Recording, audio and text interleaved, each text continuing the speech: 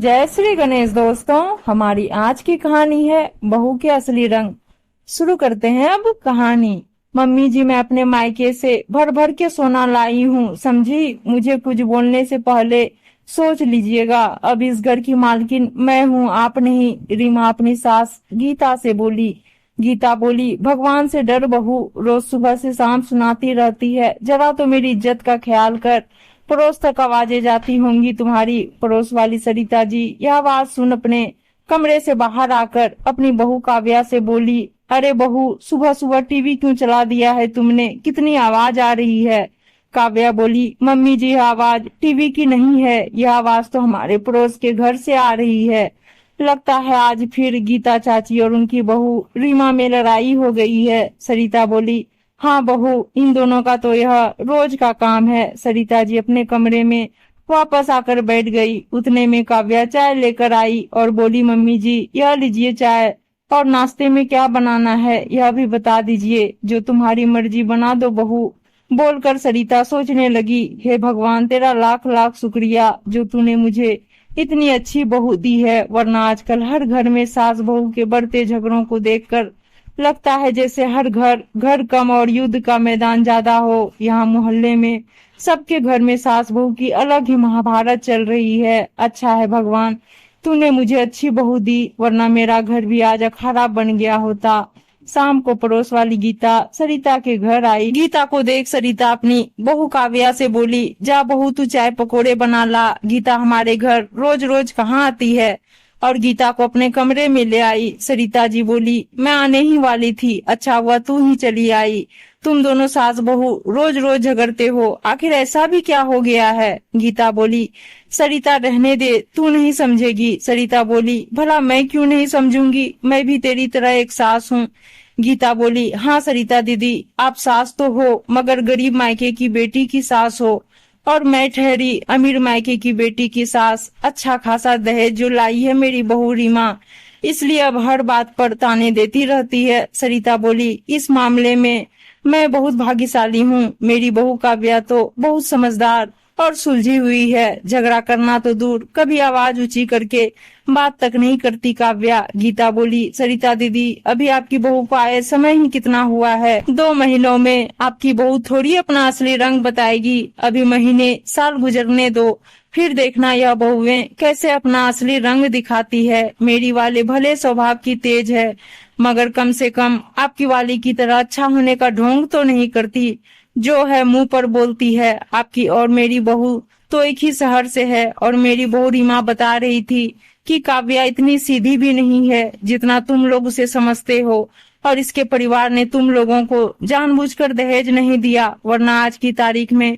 भला कोई बाप अपनी बेटी को ऐसे खाली हाथ विदा करता है। सरिता दीदी, आप सीधी जो हो इसलिए आपको हल्के में ले लिया आपकी बहू के मायके वालों ने, वरना अपनी बेटी को ऐसे खाली हाथ विदा करने की हिम्मत नहीं करते। मैं तो कहती हूँ आप आपकी बहू को इतना सर पर मत चढ़ाओ, हो सके तो उससे ढंग से बात भी मत करो, फिर देखना कैसे उसकी और उसके माँ बाप की अक्ल ठिकाने आएगी।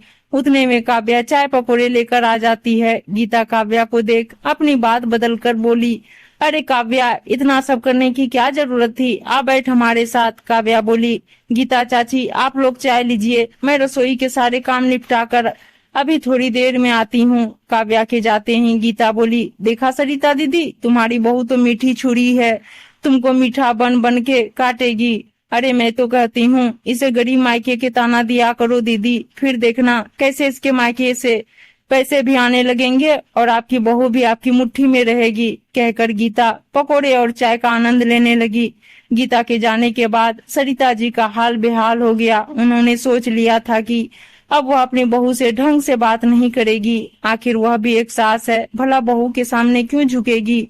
मेरे सीधेपन का फायदा उठा गए इसके मायके वाले, तभी तो दहेज में एक फूटी कौड़ी नहीं दी मुझे इन लोगों ने। गीता तो अपना काम करके जा चुकी थी। शक का बीज सरिता के मन में उग चुका था। सरिता जी को रात भर नींद नहीं आई और उन्हें अपनी बहू काव्या की मीठी जुबान पर शक होने लगा। उन्हें लगने लगा कि काव्या सिर्फ अच्छे होने का ढोंग करती है और जानबूझकर मीठा बोलती है ताकि मेरे घर मेरी जायदाद पर कब्जा करने में उसे आसानी हो पाए।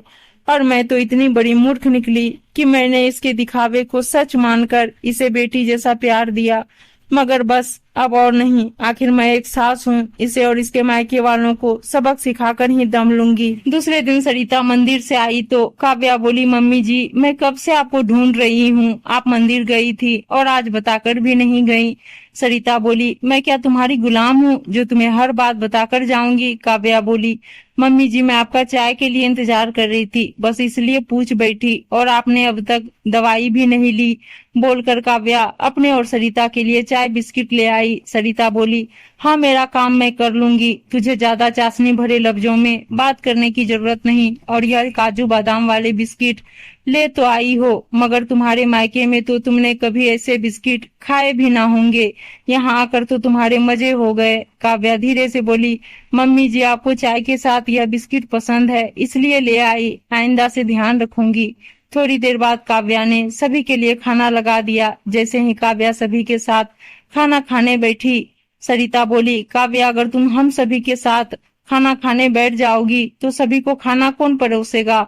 काव्या के ससुर मुकेश जी बोले, रोज तो काव्या हमारे साथ बैठकर ही खाती थी, फिर आज क्या हो गया।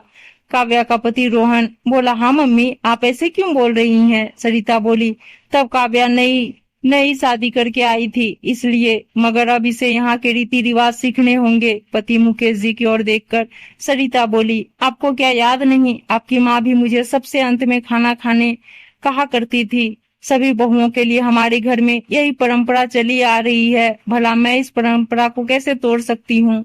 सभी खाना खाकर चले जाते हैं और बेचारी काव्या अंत में अकेले खाना खाने बैठती है। आज उसके गले से निवाला अंदर जाने को तैयार न था और उसे रोना आ गया। काव्या ने आज तक अकेले बैठकर खाना नहीं खाया था और सासू माँ का रूखा स्वभाव कहीं न कहीं उसके दिल को ठेस पहुंचा रहा था। बारिश का मौसम शुरू हो गया था। काव्या बोली, मम्मी जी मैं सोच रही थी कि कमरे में हीटर लगवा दूं, ठंड भी बहुत लगती है और कपड़े भी नहीं सूखते हैं, हीटर लग जाने से कपड़े भी जल्दी सूखने लगेंगे। सरिता बोली, हीटर और उसको लगवाने के पैसे क्या तुम्हारे मायके वाले देंगे। अपने मायके में तो 2 कमरों के घर में बड़ी हुई हो, मगर यहाँ आकर तो तुम्हारे ठाठ ही अलग हो गए हैं, यहाँ आकर तो रजवाड़ों वाली जिंदगी जीने मिल रही है तुम्हें। काव्या फिर से आंसुओं के 2 घूंट पीकर रह गई और उसने सासू माँ की किसी बात का जवाब नहीं दिया। दिन महीने बीतने लगे मगर सरिता जी के तानों की बौछार बढ़ती गई। पड़ोसन के भड़कावे में आकर सरिता जी आए दिन घर में क्लेश करती। एक दिन अचानक सरिता जी को चक्कर आए और वह नीचे गिर पड़ी। काव्या घर में अकेली थी। वह तुरंत कार चलाकर सरिता जी को लेकर हॉस्पिटल पहुंची। डॉक्टर ने चेकअप के बाद बताया कि सरिता जी इतने दिनों से जो दवाइयां ले रही थी वह फायदा के बजाय नुकसान कर गई है, जिनकी वजह से उनकी किडनी खराब हो गई है और इसलिए उनकी किडनी बदलनी पड़ेगी, मगर डोनर मिलने में समय लग सकता है। काव्या बोली, डॉक्टर साहब आप मेरी किडनी ले लीजिए मगर मेरी मम्मी जी को बचा लीजिए। रोहन और मुकेश जी हॉस्पिटल पहुंचे तो देखा काव्या अपनी किडनी ट्रांसप्लांट करवाने तैयार हो चुकी थी। सरिता जी को होश आया तो उन्हें बेटे रोहन ने सब बताते हुए कहा, जानती हो मम्मी, जिस काव्या के मायके वालों को तुम इतने ताने देती थी आज उन लोगों ने ही मेरी मदद की। मैंने सारे पैसे ब्याज पर घुमाने दे रखे हैं। मेरे पास कैश रुपए नहीं थे। तब उन्होंने अपनी जमा पूंजी मेरे हाथों में रखते हुए कहा, दामाद जी आपकी माँ की जान बचाने के लिए आप यह पैसे रखिए। और जब सविता जी को पता चला कि उनकी बहू ने अपनी किडनी देकर उनकी जान और बोली, बहू मुझे माफ कर दो, मैंने तुम्हारे साथ जो भी व्यवहार किया वह भड़कावे में आकर किया। काव्या को जब पता चला कि पड़ोस की गीता चाची ने सरिता जी को भड़काया था, वह बोली, मम्मी जी जिन लोगों के खुद के घर में सुख शांति का माहौल नहीं रहता वे लोग दूसरों के घर में भी उलझने डालते हैं ताकि दूसरों के घर की भी सुख शांति भंग हो। हमें ऐसे लोगों से सावधान रहना चाहिए। सरिता जी ने अपनी बहू को गले लगा लिया और बोली, बहू अब मैं किसी की बातों में नहीं आऊंगी। ना जाने मैंने भड़कावे में आकर अपने घर में ही कितने कलेश कर दिए। दोस्तों, अक्सर लोगों को दूसरे के घर की सुख शांति भंग करने में आनंद आता है, इसलिए हो सके तो दूसरों के भड़कावे में कभी ना आए, क्योंकि आजकल लोग किसी का सुख बर्दाश्त नहीं कर पाते हैं। दूसरे लोग कभी कभी हमारे मन में ऐसा शक का बीज बो जाते हैं जिसका खामियाजा हमें भुगतना पड़ता है। इसलिए हो सके तो कभी दूसरों की बातों में ना आए। उम्मीद है दोस्तों कहानी अच्छी लगी होगी और अच्छी अच्छी कहानियां सुनने के लिए चैनल को सब्सक्राइब और वीडियो को लाइक शेयर जरूर कर दीजिएगा। धन्यवाद दोस्तों।